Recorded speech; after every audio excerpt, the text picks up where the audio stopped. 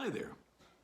We're going to do things a little differently today, and we're going to have a podcast where we're going to talk face to face.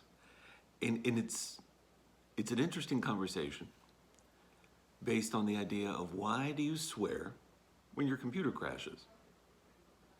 It's an interesting idea because we all do it.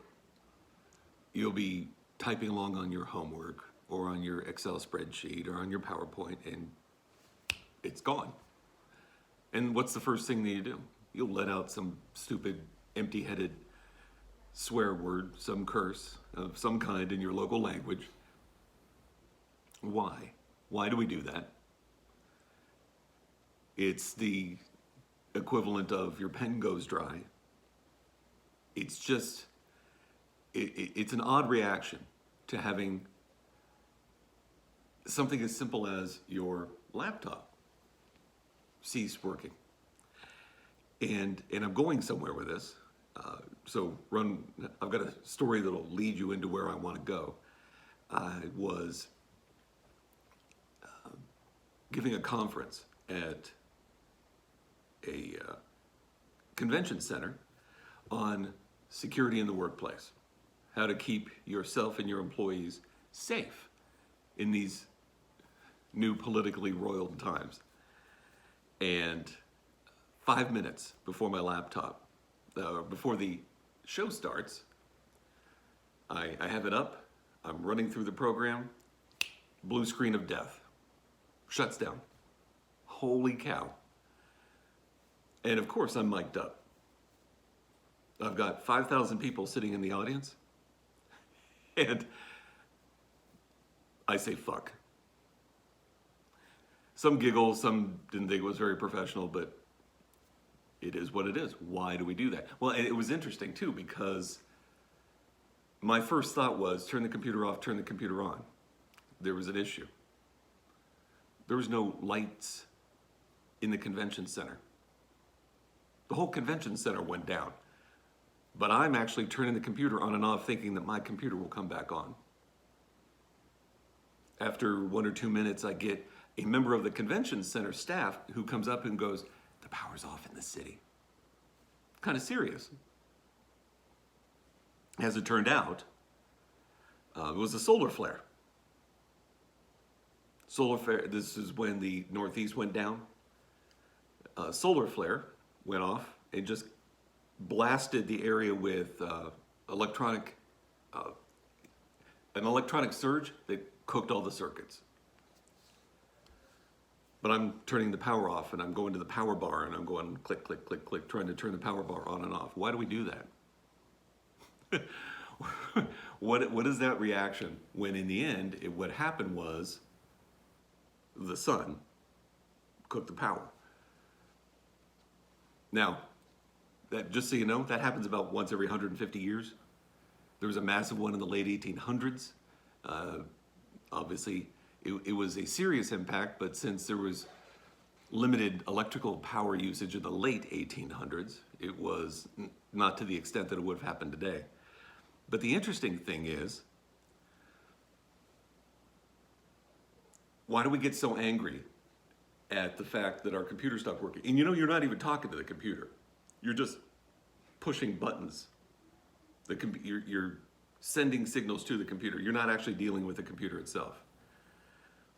But we get so angry and assume the worst. And you know, research, Dr. Jordan Peterson said the research has shown that circuit that causes us to swear is the same circuit that kicks off in primates when they see an eagle or a leopard or a snake. And he said it's obviously they're not all predatory on the same species, but each species of primates will have their own warning systems for their own individual predators. Oh no, here's an eagle. Oh no, here's a leopard. You better get out on the small branch, so the weight of the leopard the small branch will protect us from the leopard. Oh no, there's a snake.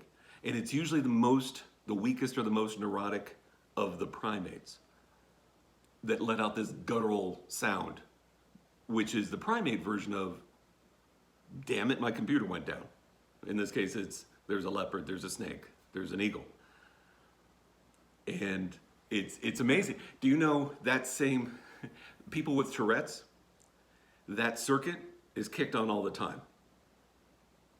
Because it's always been an interesting situation. Why do people with Tourette's, of all the things that they do, why do they swear? It's that circuit. And it's because we have multi layers of communication circuits. But when things go wrong, it goes to that circuit level that comes from, oh my gosh, 300 million years, 30 million years ago? When things go wrong, we automatically go to our basest instincts. That primate sound of, oh no, there's a predator. That's why we swear when our computer goes down. There's a psychological reason for that. Now, the interesting thing I wanted to lead to on this is why, when something goes wrong, do so many of us resort to the worst case situation? How many of us, when we've had an argument with our significant other, and it could be, why don't you rinse the cup before you put it in the sink? There's many of us who go to, why am I even married to you? Or, heaven forbid, I shouldn't even be in a relationship at all. We go automatically to the worst case scenario. It's that same situation because we've been trained for 30 million years to go to a worst case scenario. How do we break that? When we know, when we hear news, there's a bombing somewhere. This person did this person did this. Why are we automatically assuming, in the United States, for example, Trump supporters are racist, white supremacists? Kamala Harris supporter, Joe Biden supporter, anti-American socialist communist. We don't have honest differences of opinion. We don't have different styles of communication. You're a white supremacist racist. You're a socialist communist. Why? Because we've been trained to do that for 30 million years. And we can break that cycle. It takes emotional intelligence.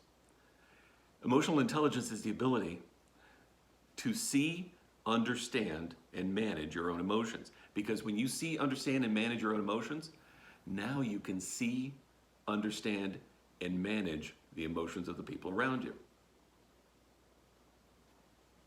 Emotional intelligence is sorely lacking in today's society. Because with emotional intelligence, you will not automatically go to a visceral response. Have you ever been in a situation where when something bad happens, your gut starts churning? You get that sick feeling